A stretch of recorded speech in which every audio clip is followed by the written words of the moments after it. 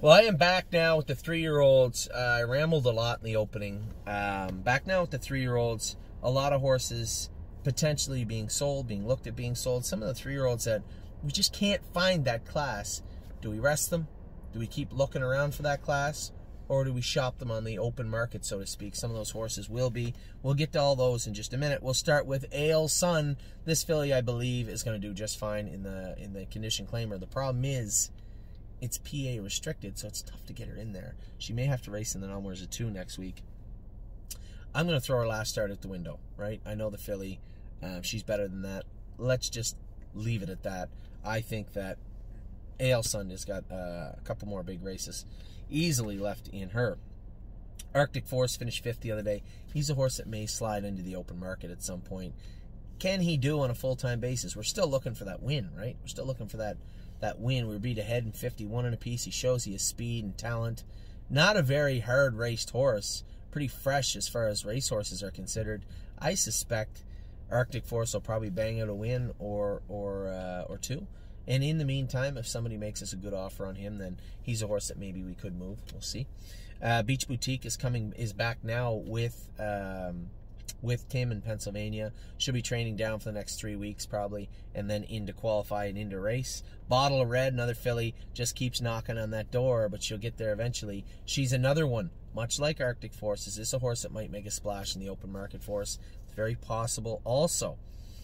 Cabernet is racing. She'll continue to race in there for a while, I guess. I mean, she's in a condition claimer. She's always being shopped, but at the same time, I'd like to see her start getting better and better and better. Very well-bred filly. Had some bad luck. Cracked a bone. We had to put 2 screws in her pasture and behind, but man, oh man, she looked good her last 2 starts. Harry's done a great job with her. Canadian Titan, I think, is ready to come back. I have to reach out to the farm and see, has she been in the paddock long enough? If so, she'll be coming back to training. Probably get her up to the vet just to take a look at those knees again. Make sure they're healed. Are they good? Is she 100%? If so, let's get going. Capistrano will probably be Indigo this week. I know I've kind of been dragging my feet on Capistrano. Problem is, Capistrano can't do in the straight numbers of 3 at Mohawk. Not right now. So do we wait? What are we going to do? I think, as I said to John, this is an extremely well-bred filly. And if she's not going to do what we need her to, you have 2 options. Condition claimer, 3 options. Condition claimer, seller, or breeder. That's it. Now, the stable isn't really geared to breed horses. We weren't, but we are now. And, no, I guess we're not there yet. We don't own a farm, right? We don't own a stallion. We own some mares, but so we're a little ways there, but not there yet. But at the same time, I don't mind the dabbling. And if you're going to say, hey, I'd like to breed a pacer, I would suspect, given the pedigree on Capistrano, that would be the one. Compass Rose DC raced so good last night. I felt so bad for her when she made a break, because she tried her hardest to catch herself. I think it's like kind of stumbling, right? You should be able to walk, but if you stumble, you will fall down sometimes, and horses will make breaks. And I can assure you and testify on her behalf, she was trying her hardest out not to run and to do very good last night. Just so impressed with this filly's attitude lately. She's going to be a good 4-year-old for us. Is she tired, need turned out? No, no, I don't think so. But at some point we will turn her out and focus on her 4-year-old year. I think she could be a good horse for us at 4. Don't Believe Me, Just Watch is racing great now that we got him in somewhere he can do. I know there's a lot of concern with losing this horse, but at the same time, my concern is not winning races with him when he's good and he's fresh, and he should be able to win. So he won his last start at Flamborough. I suspect he'll find his way back there again at some point. Every week we'll reevaluate Peanut and see how he's doing, but for now, I think he's in the right place. Globe Trotting was fantastic last week. She's not going to the Breeders' Crown, but she will race in the Pegasus, which is the week after on October 30th.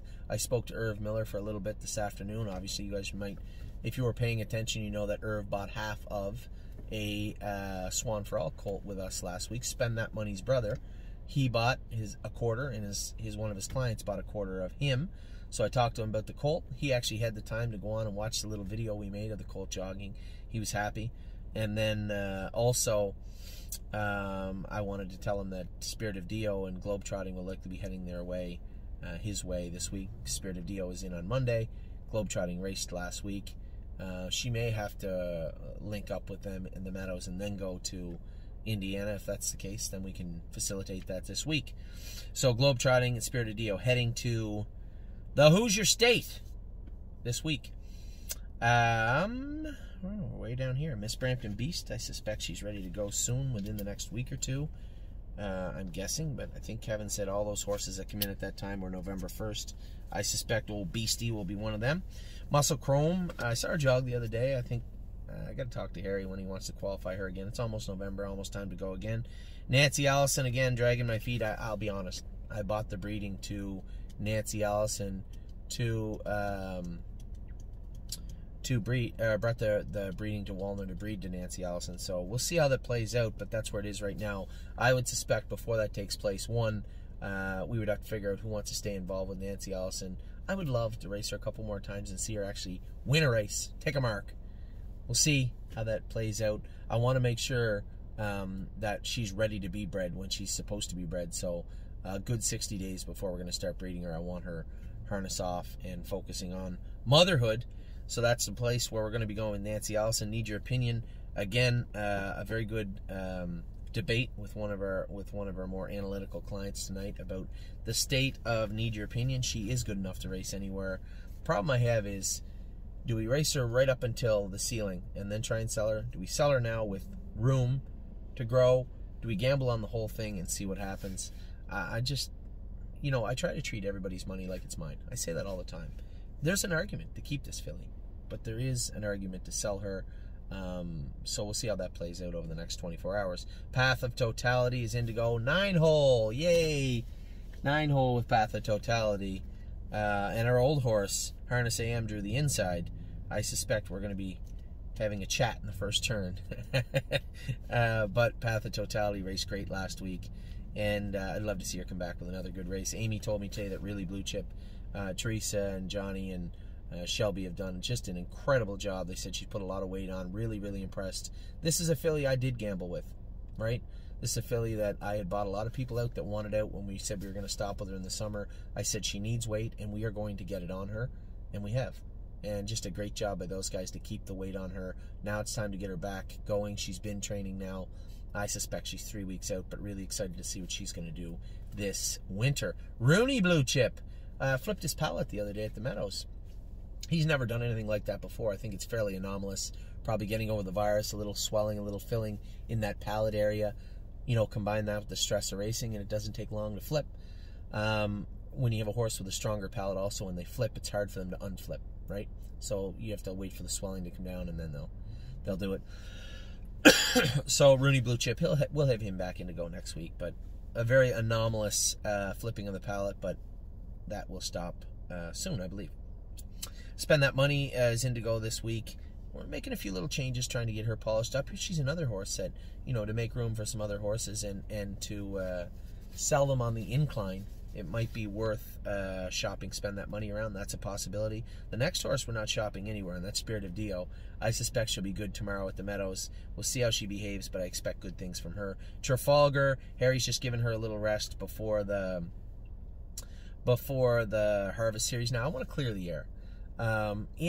In the debate I had with Greg over these horses, he alluded to the fact that Need Your Opinion was the best 3-year-old we have. Well, this season alone, Bottle of Red's made much more money than Need Your Opinion. Trafalgar, a couple of $1,000s less when you're talking about speed. I would have to agree. Need Your Opinion of those 3 fillies is the faster filly, but she's also by far the most inconsistent. Not that Trafalgar is consistent either. Now, here's my argument with Trafalgar, why I haven't talked about shopping or why I'm not interested in it. Trafalgar, her whole life, has been underweight. Tall filly, under-muscled, underweight, and it's been a chore for Harry and those guys down in Shed Row 9 to keep the weight on her, and they've done a great job. She's raced great at times, she's raced bad at times, but I think at Trafalgar, a little more matured, muscled up, both physically and mentally matured, muscled up with weight on her as a 4-year-old, could be a scary kind of animal. And that is the gamble I'm willing to take on Trafalgar. When I see Need Your Opinion, I see a filly that is a medium-sized filly. She's done the growing she's going to do. She is fast, but she is inconsistent. When I look at Trafalgar, I see a filly that is physically still immature. A lot of growing to do. Mentally, she wants to win races. That would be my gamble. And I could be wrong. I could be wrong. I've been wrong in the past. I'll be wrong in the future. I just don't think I'm wrong in this case. So Trafalgar, we're going to try and keep her freshened up for the Harvest Series. Let her fill out a little bit, let her cool down, turn her out, let her mature physically and mentally, and then bring her back a stronger, heavier horse at 4, which I believe we can. That's a scary kind of animal. That's my belief anyway. And then along the similar lines, now these horses are not safe from the open market, but they are until they get back racing. Watch Ev and Zeb Sunshine. Kevin asked me for some time. We gave them the time. They should be back in this week and back going. I expect a Watch Avenue and Zeb's Sunshine to be very, very good looking horses this winter. That's what we're aiming them for. That's what we're looking to do, and I suspect we will be able to race them at Mohawk throughout the later fall and early winter time period. So that is the 3-year-olds. I see a lot of scratches here where we sold horses, but at the same time we still have a lot here. I'll run through the 2-year-olds, what I thought of them. Maybe I'll even give you a little grade, what I thought of their 2-year-old season overall and their chances as sophomores. We'll be back in a minute.